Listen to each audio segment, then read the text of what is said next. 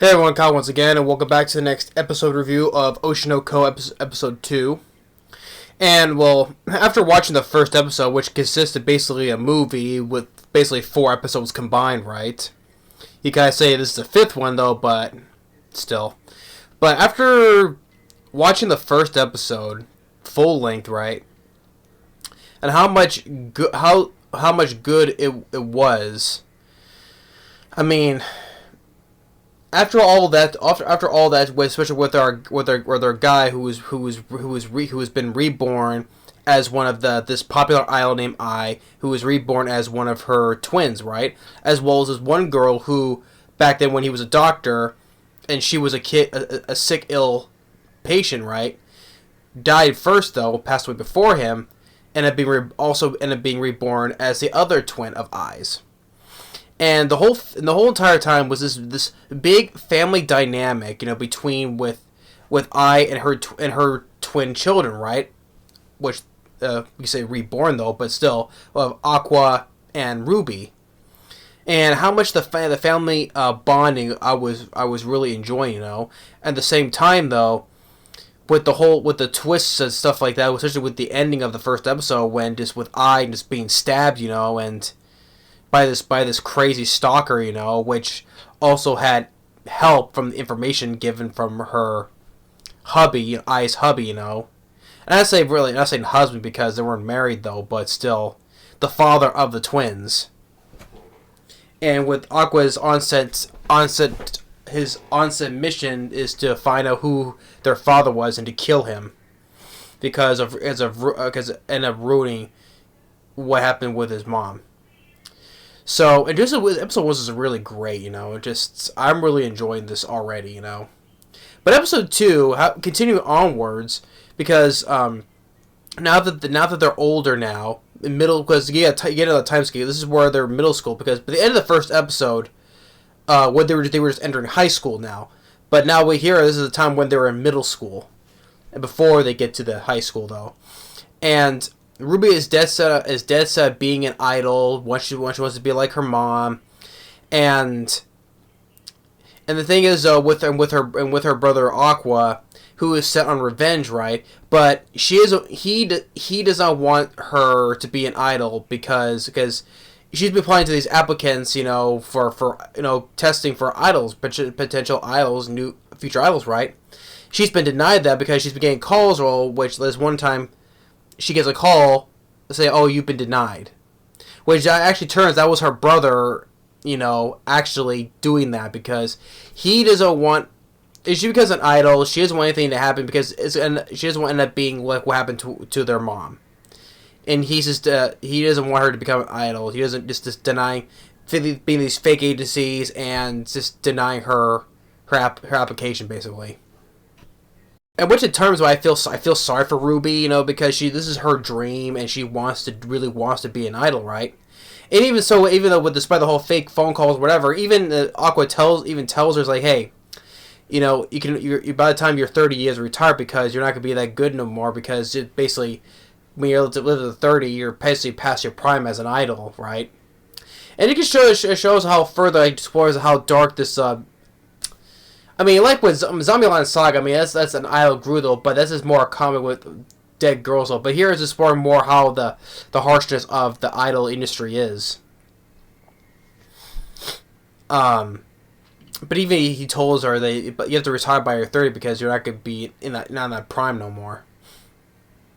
And even though doing jobs outside is tough as well. So, and with Aqua, there was this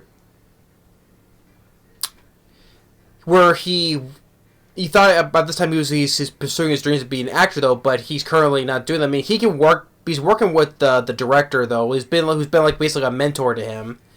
Like whether like working behind the scenes, production or filming or whatever, right? But because he's doing also, maybe he can get like a DNA sample or whatever to find any traces that the lead who is their father, and that's what he can go pursue out and kill him. That's what he is. The one thing he has in his mind is to kill their father because of what he did. Because he's the one who gave the information to that stalker to kill her. But And even with the woman who was babysitting them back when they're kids, like the agency's wife, the agent's wife, right? I don't know what that noise was. Something just snapped.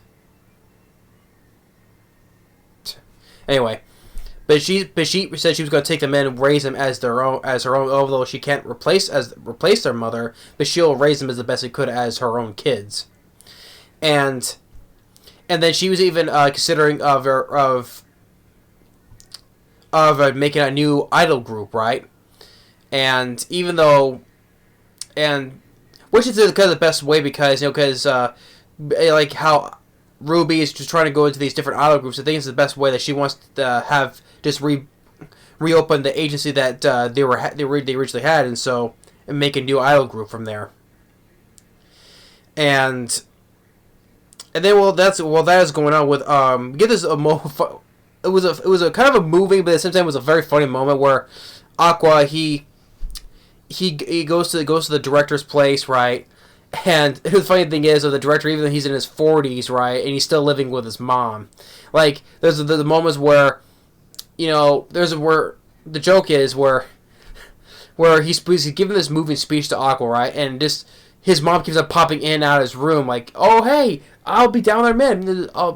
Hey, the miso soup's getting cold. I know, I'll be down there in a minute. And then she starts seeing the mess in his room. He starts pick up his trash, and he's freaking out about it. That was very funny, though. But still, the speech he was given to, because he said about Aqua, like, Aqua isn't going after his dream to be an actor, because he's too busy pursuing his vengeance, right? But, like, the director gives a moving speech where, it's okay to pursue your dreams, right? You can still take up acting, be an actor, because that's the one thing that when his mom, in her final moments before she says I love you, she told him that you're going to be an actor. And, basically he's who wants to put his vengeance, he still wants to pursue his vengeance. Talking again. So, pursue his vengeance, but you can still pursue your dreams, Well, the director doesn't know anything about the vengeance part, though, but I'm saying, you can still pursue your dreams and have them, and if you can still have to determine you can. So, one thing leading to another, it seems like he's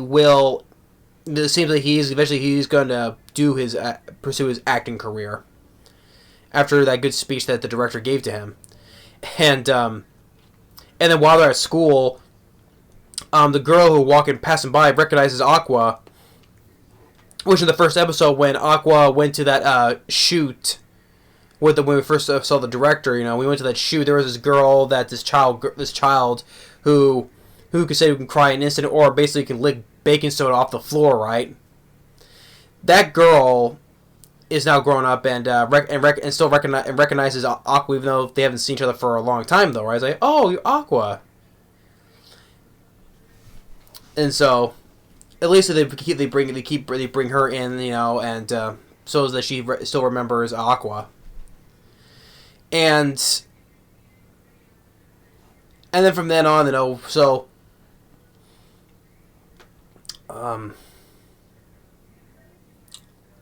sorry whether I missed anything. Oh yeah. With the whole that's the whole episode. But with the other positive thing I say about, once again, the animation I like, though, especially when you notice with the animation designs of the eyes, whether it's our main character's eyes or the girl who Kana was that other child actor that met Aqua during that shoot, right? Like, the whole sparkling, the animation details of the eyes are really well done, right?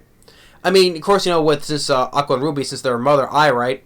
I had both stars in her eyes, right? And Aqua and Ruby each have one, right? But the other funny thing with Aqua, though, like, there's, like with Ruby, she's full of joy and happy, right? And, with the star in her eye is like white, right? But when it shows when he was sitting in the director's room, right, walking on the computer, it showed like when Aqua's eye, with the star in his eye, it was like dark. You know, you can see that he's big. He has changed. Yes, ever since his mother died. Yes, he has been changed. He's been a little bit more emotionless though, and a little bit distant from the woman that's raising them, right? And clearly he sees that the Ruby is a favorite for the woman, right? But he's been a little bit more distant though. But I mean, I know he care. I know he's probably grateful for the woman raising him though, but. I know he's probably saying, "Oh, it's not her real mother, though." But still, he raised her. She raised her the best she can. And even with the woman where it's that the star in his eye was like dark and was like, "Wow," you know. I think it's okay. He does have a little bit of a villainous side to him. Why though? Because why not? Because he has vengeance on his mind though the whole how many years. So, but yeah. But the details of the animation in the eyes are really well done. And with the ending, and now moving with the OP and the ending songs, really, really, really good choices. I mean, really good songs for both the ending and the OP, right? Really good. I really enjoyed both the songs from the ending and OP. And just, it was, although, yeah, My Home Hero, Hell's Paradise, those OPs and endings were good. But I think that this one easily surpassed, Oshinoko OP and ending easily surpass My Home Hero and Hell's Paradise. Their OPs and endings, because I think this is really I enjoyed the OP and endings for this episode. Well, for the series though. But yeah, but episode 2 of Oshinoko, it was really, really good. I really enjoyed it. I would say 10 out of 10. You know, I would give it 10 out of 10. I really enjoyed it.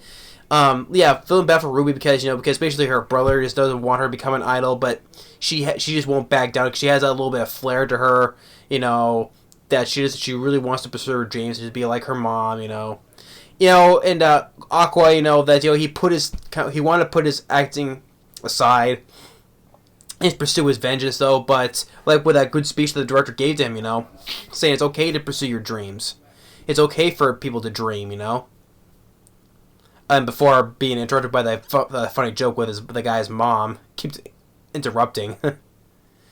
But so throughout the whole she interrupted, he still got that speech through to him. But yeah, and episode 2 of Oshinoko, really did enjoy it. I mean, episode 1 was great, but I just can't wait to see how more is going to come to this, especially with more with Aqua and Ruby, But yeah, but episode 2, really did enjoy it. I give this a thumbs up one. So yeah, that's episode 2 of Oshinoko. Thanks for watching. Stay tuned for the next episode review and more on the Steven Seagal movies, and we'll see you next time. Later.